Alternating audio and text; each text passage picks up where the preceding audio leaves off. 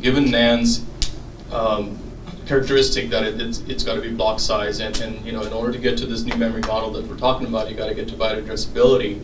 Do you think that that new technology, which today has hurdles with manufacturing and fabs and all of that, will that sort of be the disruptive thing possibly? Because you're going to have a lot of companies in between trying to do management of NAND, trying to make it look like it's byte addressable, but that's still going to be a stopgap measure for a while. So is there something else that's just going to come in and say, I can do byte addressable like SDRAM and DRAM? It's hard for me to see how you're going to have people that want byte addressability when they have petabyte of information.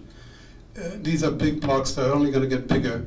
There is room for this new architecture that it is byte addressable and very fast. It's basically universal memory. It's replacing SRAM or DRAM. But it's too expensive to replace mass storage.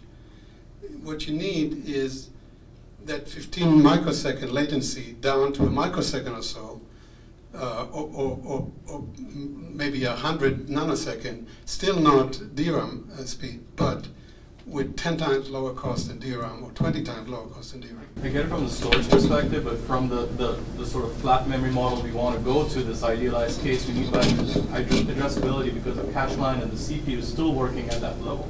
Now, storage might be a petabyte and big data and all that, but that's architectural sort of tipping point in order to get to this adoption.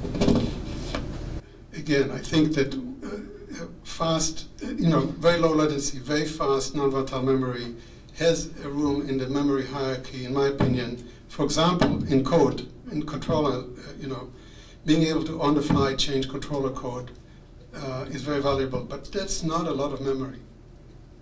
It's just, look, there's just so much data out there, such huge files, that to handle it at the byte level, if you try to do that, they'll laugh you out of the room because they'll say, yeah, you're adding 20% to my cost. I don't want that. I'll figure a way how to